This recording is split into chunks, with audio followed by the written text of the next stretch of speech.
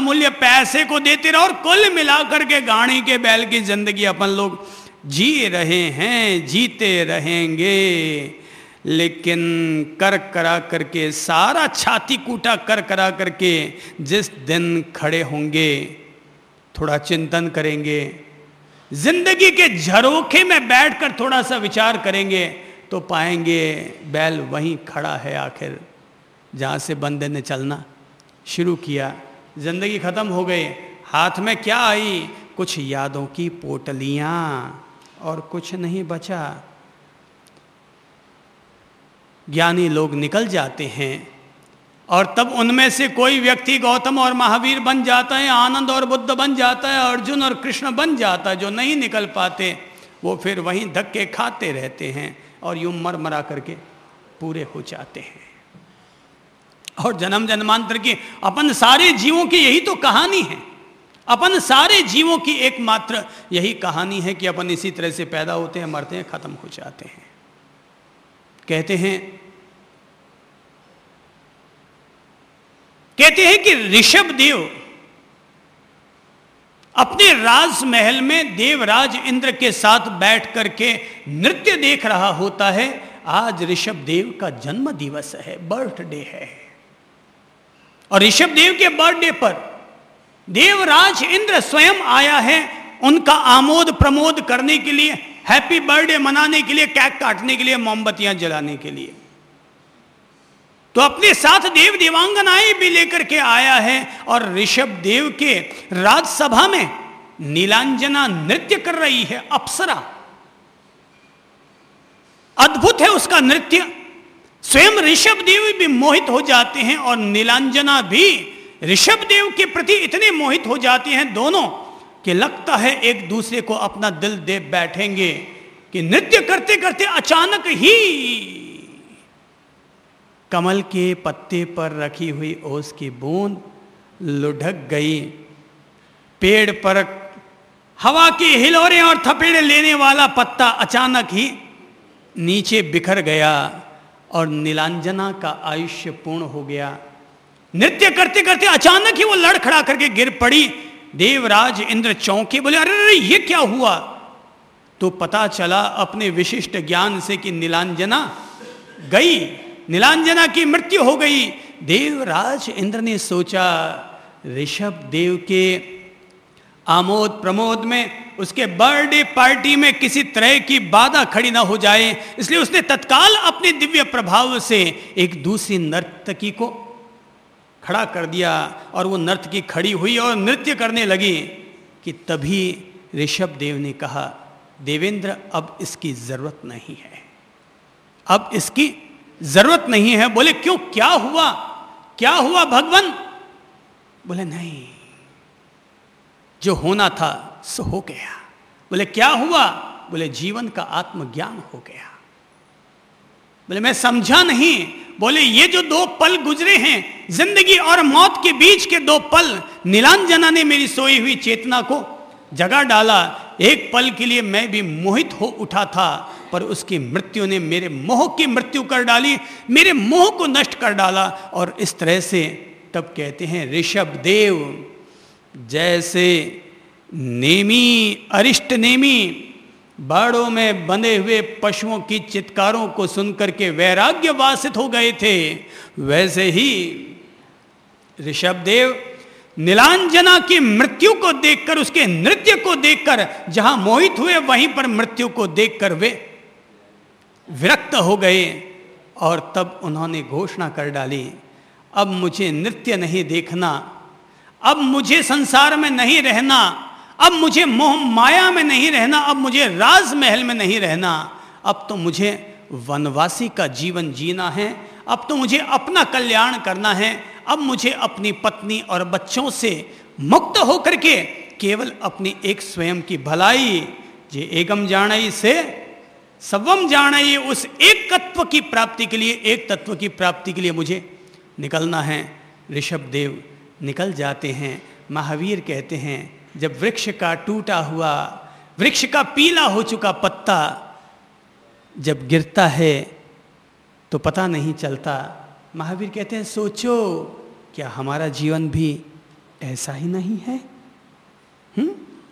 क्या हमारा जीवन भी ऐसा ही नहीं है? गाड़ी उपड़ी जाए छे, चढ़वानु होय तो चढ़ी जाओ। गाड़ी उपड़ी जाए छे, कब किसकी गाड़ी दुनिया से आगे बढ़ जाएगी कोई पता नहीं चलता। यहाँ पर हर इंसान मौत की क्यू में खड़ा है, क्या मैं और क्या आप। जो आदमी जिंदगी में एक दफा अपनी मौत को ढंग से समझ लेगा, अपनी ना सही किसी दूसरे की मृत्यु को अगर ढंग से समझ लेगा, तब भी बोध हो जाएगा। केवल दूसरे की मृत्यु को ही मत देखना, वरन दूसरे की मौत को देख करके एक बार तुलना बिठा लेना अपने साथ कि जैसे ये लुढ़का है वैसे ही मैं भी लुढ़क जाऊंगा, और जैसे ये सब कुछ छोड़ के गया है ऐसे ही मैं भी छोड़ के चला जाऊंगा। जैसे इसके जाने के बाद इसके बेटे पोते जिन्होंने इसके नाम पर कुछ नहीं किया, वैसे मेरे बेटे पोते भी कुछ नहीं करने वाले हैं। किसी और की मौत को देखकर 2 पल के लिए सोचो, मरघट से बढ़िया और कोई समाधि मंदिर नहीं होता। शमशान से बढ़कर और कोई जीवित समाधि मंदिर नहीं होता। बाकी की समाधियां, बाकी के समाधि मंदिर ईंट चूने पत्थर की बना करती है। शमशान में जलने वाली चिताएं वे जीवित समाधियां हैं, जिनको देखकर इंसान की चेतना जगती है और पता चलता है तो ये है कायाबाईसा है। तो वहां देखकर एहसास होता है तो ये है काया, जिसका मैं पोषण करता था, जिसको मैं सजाता था, जिसके मैं आओ भगत करता था, दिन रात जी हजूरी करता था, जिसकी संतराई किया करता था, तो ये है वो काया। महावीर ने अपने माँ बाप के गुजर जाने के बाद उनकी चिताओं को देखा और उनकी चिताओं को देखकर उनकी चेतना जगी, उनकी अर्थी को देखकर जीवन का अर्थ निकला। श्रीमद् राजचंद्र ने बचपन में अपने एक दूर के रिश्तेदार चाचा जी की अर्थी देखी, जलती हुई लाश को देखा और उसको देखकर उनको जाते स्मरण ज्ञान हुआ। मैंने भी जब कभी साधना के दौरान अपनी बैठक में गहराई में लगा हुआ था तो कायोत्सर्ग की गहराई में डूबा हुआ था, और उसी दौरान मैंने देखा कि मैं अपनी काया से बाहर निकलकर आ चुका हूं। मेरे सामने चिताएं जल रही हैं और स्वयं मैं भी एक चिता पर बैठा हूं और मेरी चिता पर आग लगा दी गई है, आग लगा दी गई है। मैं जल रहा हूं, जल रहा हूं, जल रहा हूं, पूरी काया को जलते हुए देख रहा हूं। काया से बाहर निकलकर कायनात होकर के, कायातीत होकर के अपनी काया को देख रहा हूं, जलते हुए देख रहा हूं। और वो बाहर देखने वाला अपनी काया को जलते हुए देखकर आंसू ढुलका रहा है, रो रहा है। देह को समझकर देहातीत भाव से अपनी देह को समझ रहा है। और जो अपना एक बहुत भावभीना गीत है, वो गीत उसी समय रचित हुआ था, उसी समय उसकी अब आध्यात्मिक बोल की पंक्तियां फूटी थी कि अब कबीरा क्या सिएगा जल चुकी चादर पुरानी, मिट्टी का है मोह कैसा ज्योति ज्योति मैं समानी। अपनी काया को जलते हुए देखकर ही तब ये पंक्तियां फूटी थी कि अब तो इस काया में जाकर क्या करेगा, अब कबीरा क्या सिएगा जल चुकी चादर पुरानी, मिट्टी का है मोह कैसा ज्योति ज्योति मैं समानी, जल चुकी चादर पुरानी। तन का पिंजरा रह गया है, उड़ गया पिंजरे का पंछी, क्या करे इस पिंजरे का चेतना समझो सयानी, जल रही चादर पुरानी।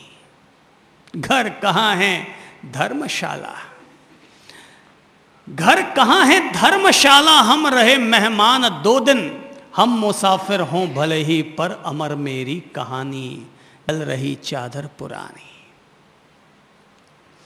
जल रही धूं धूं चिता, जल रही धूं धूं चिता और ज्योति ज्योति में समानी, चंद्र आओ हम चले अब मुक्ति की मंजिल सुहानी। जल रही चादर पुरानी, अब कबीरा क्या सिएगा, जल चुकी चादर पुरानी। मिट्टी का है मोह कैसा, ज्योति ज्योति में समानी, जल चुकी चादर पुरानी। रात चंद्र भी जगे।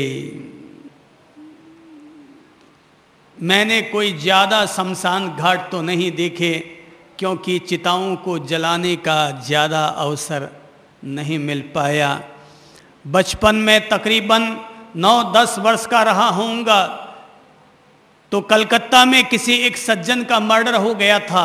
अपनी आंखों के सामने किसी के मर्डर को देखा था। आंखों के सामने उस व्यक्ति के शरीर को छलनी छलनी होते हुए देखा। डकैतों और चोरों ने उसके शरीर पर चाकू से 80 घाव कर डाले थे।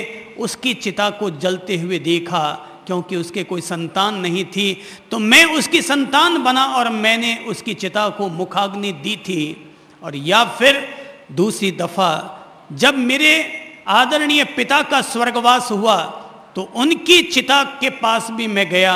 भले ही ठीक है संत बन गया तो इसलिए उनकी चिता को मुखाग्नि नहीं दे पाया, लेकिन उस संपूर्ण मुखाग्नि का साक्षी अवश्य बना और अपने सामने जलती हुई चिता को देखा और देखकर केवल इतना सही कहा, पिता तुम्हें तो नमन है, पर यही है काया। ये जो अब राख हो गई है यही है काया। जैसे आज आप एक मुसाफिर बनकर के निकल गए, वैसे ही पिताजी एक दिन मैं भी इसी मरघट पर आऊँगा और यहाँ का मुसाफिर बन करके यही एक मुट्ठी राख छोड़कर मैं भी निकल के चला जाऊँगा। महावीर तो कहते हैं भाई जागो जागो जीवड़ा जागो, क्योंकि वृक्ष का पत्ता पीला हो रहा है और कब किसका पत्ता झड़ जाए कोई यहाँ भविष्यवाणी नहीं की जा सकती। जब एक सर्वज्ञ भी नहीं कर सकते भविष्यवाणी कि तेरा पत्ता कब पीला पड़ेगा, तो दुनिया में कौन किसकी भविष्यवाणी कर सकता है। गाड़ी उपड़ी जाए छे चढ़वानो है तो चढ़ी जाओ। जिसको जिसको अपना अपना काम करना है अपना अपना काम कर लो। कोई गारंटी नहीं है कि हर आदमी मौत आने पर ही जाएगा।